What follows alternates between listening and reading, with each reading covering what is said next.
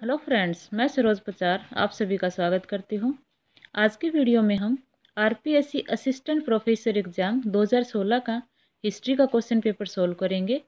ये हिस्ट्री का second paper है। हिस्ट्री का फर्स्ट पेपर जो है हम पहले ही सोल्व कर चुके हैं। तो आइए शुरू करते हैं। फर्स्ट क्वेश्चन है, कार्थेज क्या थे? कार्थेज जो थे वो पुर्तगालियों द्वारा हिंद महासागर में जहाज़ों को जारी किए गए आज्ञा पत्र थे।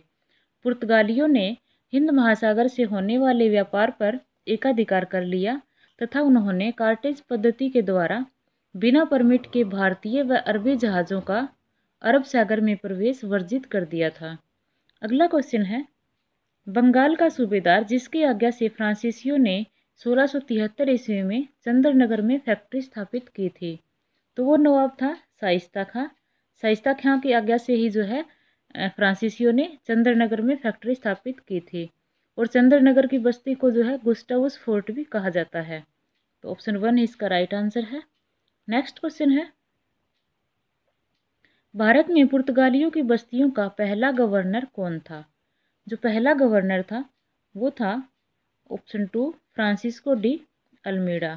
फ्रांसिस्को डी अल्मीडा 1505 ईस्वी में भारत आया था और वह पुर्तगालियों का पहला गवर्नर था। फ्रांसिस्को डी अल्मीडा ने ब्लू वाटर पॉलिसी अपनाई।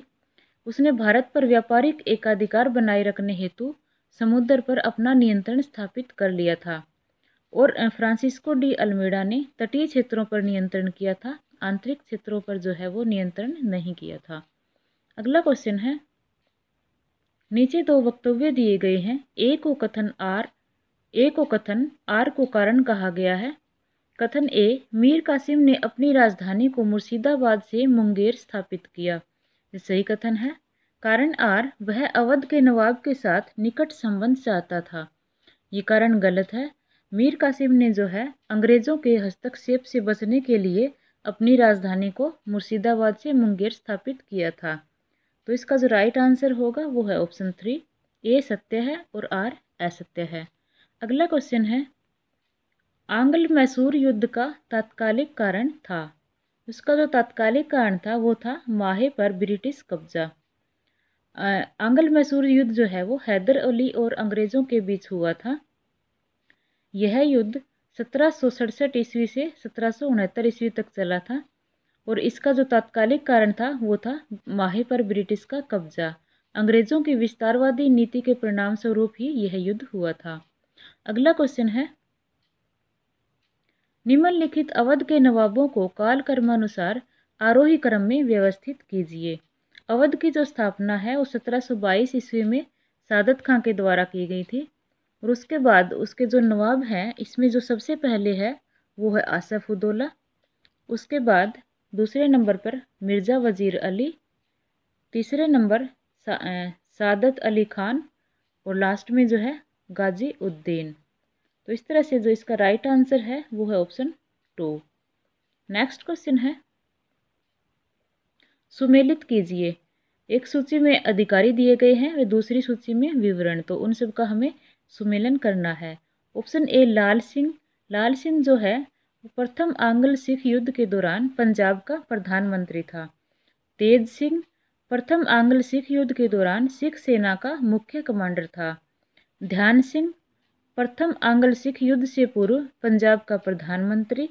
और मूलराज प्रथम आंग्ल सिख युद्ध के बाद मुल्तान का गवर्नर। तो इसका जो राइट आंसर है ये है ऑप्शन 3।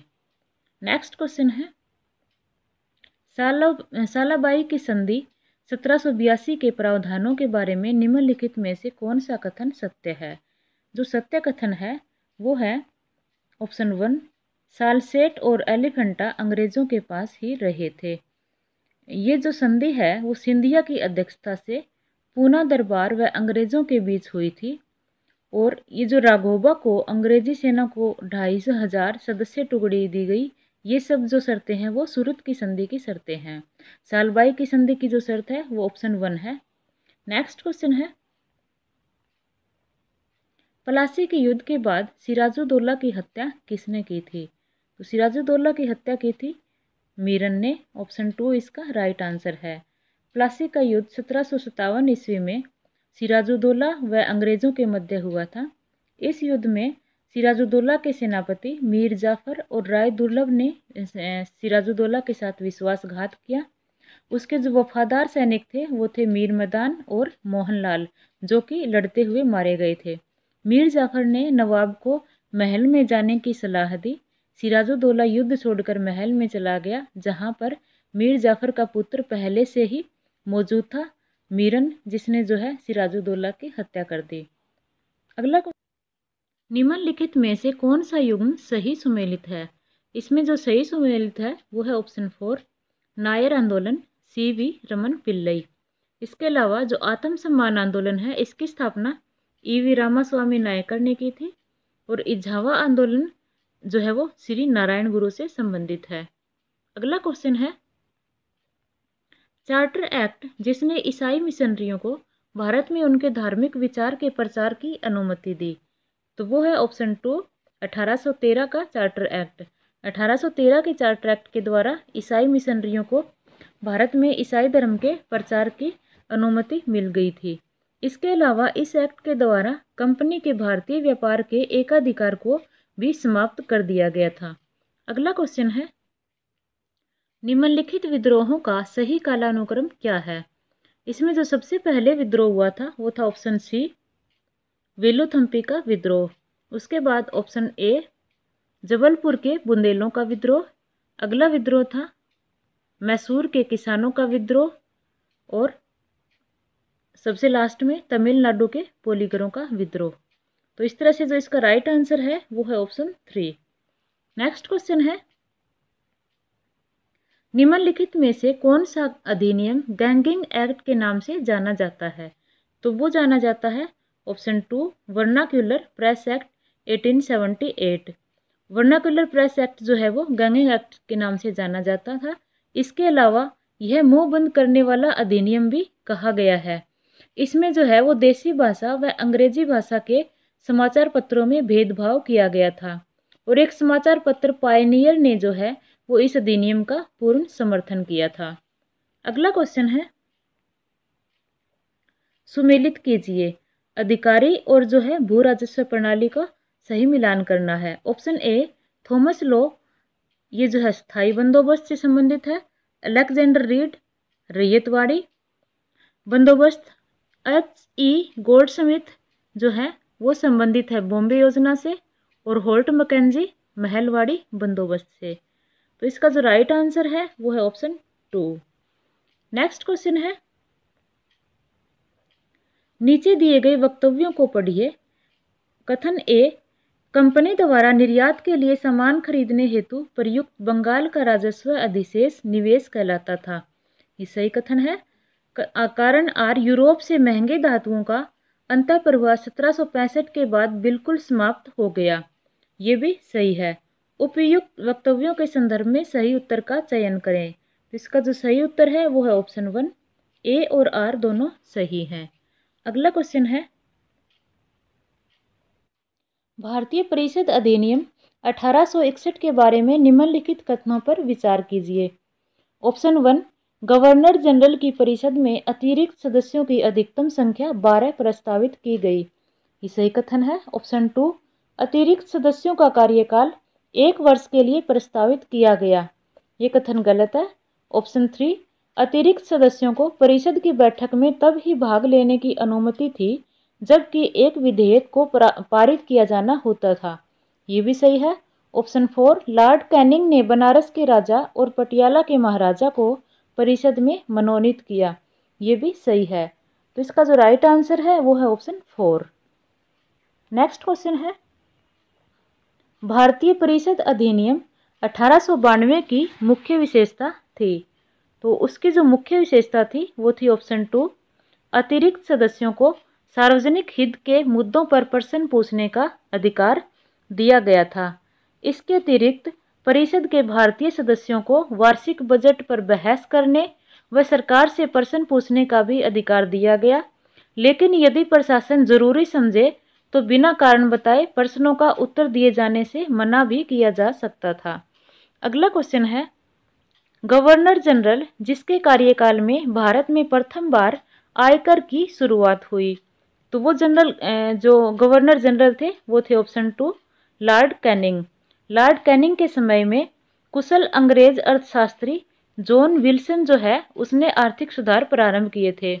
जॉन विल्सन 1859 ईस्वी में भारत आया था और उसने 3 प्रकार के कर लगाने की सिफारिश की थी। सबसे पहला जो है वो आयकर, दूसरे नंबर पे व्यापार पर जो है लाइसेंस कर, और तीसरे नंबर पे घरेलू तंबाकू पर चुंगी कर। अगला क्वेश्चन है, निम्नलिखित में से कौन सा कथन वैधानिक सिविल सेवा के बारे में सही नहीं है? ऑप्शन 1 केवल भारतीयों को इस सेवा के लिए मनोनीत किया गया था, ये सही कथन है। ऑप्शन 2 इस सेवा में चयन की कसौटी उच्च सामाजिक प्रतिष्ठा थी, ये भी सही है। ऑप्शन 3 चयनित व्यक्ति को केवल उसके प्रांत में ही लगाया जाता था, ये भी सही है। ऑप्शन 4 वैधानिक सिविल सेवा को 1913 में समाप्त कर दिया गया, ये कथन गलत है। तो इसका राइट आंसर है ऑप्शन 4। नेक्स्ट क्वेश्चन है, गवर्नर जनरल की कार्यकारी परिषद में पहली बार भारतीय सदस्यों की नियुक्ति किस अधिनियम के तहत की गई थी? तो वो की गई थी ऑप्शन 2 भारतीय परिषद अधिनियम 1909। इस अधिनियम के समय भारत के जो वायसराय थे वो लॉर्ड मिंटो थे, और जो भारत के सचिव थे वो थे मार्ले। तो इसी वजह से इस अधिनियम के तहत जो सुधार किए गए उन्हें मार्ले मिंटो सुधार के नाम से भी जाना जाता है। अगला क्वेश्चन है, नीचे 2 वक्तव्य दिए गए हैं, ए कथन और आर कारण। कथन ए 20 अगस्त 1917 को मोंटेग्यू ने घोषणा की कि भारत में उत्तरदायी सरकार का क्रमिक विकास करना ब्रिटिश उद्देश्य है, ये कथन सही है। कारण आर मोंटेग्यू घोषणा होम रूल आंदोलन और प्रथम विश्व युद्ध का संचयी परिणाम थी, ये भी सही है। उक्त कथन के संदर्भ में सही उत्तर चुनिए। तो इसका जो सही उत्तर है वो है ऑप्शन 1, ए और आर दोनों सत्य है और आर ए की सही व्याख्या करता है। अगला क्वेश्चन है, प्रथम बार किस वर्ष में आईसीएस परीक्षा का आयोजन भारत और ब्रिटेन में एक साथ हुआ था? तो वो हुआ था ऑप्शन 2 1922 ईस्वी में। अगला क्वेश्चन है, रिफॉर्म इन्वाइटरी कमेटी को किस वर्ष में नियुक्त किया गया था? ये नियुक्त किया गया था ऑप्शन 1 1924 ईस्वी में। अगला क्वेश्चन है, सिंध का बम्बई प्रांत से पृथक्करण किया गया था। तो सिंध का जो बम्बई प्रांत से पृथक्करण किया गया था वो किया गया था ऑप्शन 4 भारतीय सरकार अधिनियम 1935 के द्वारा। अगला क्वेश्चन है, नीचे 2 वक्तव्य दिए गए हैं, ए कथन और आर कारण। कथन ए रेल निर्माण की गारंटी प्रणाली के तहत कंपनियों को उनके पूंजी निवेश पर न्यूनतम 6% लाभांश की गारंटी दी गई, तो ये गलत कथन है। कारण आर इस गारंटी प्रणाली ने भारत से धन के बहिर्गमन में भारी योगदान दिया, ये कथन सत्य है। तो इसका जो राइट आंसर है वो है ऑप्शन 4, आर सत्य है और ए असत्य है। अगला क्वेश्चन है, निम्नलिखित में से कौन सा सुमेलित नहीं है? ऑप्शन 1 पंजाब भूमि हस्तांतरण अधिनियम 1900, ये सही है।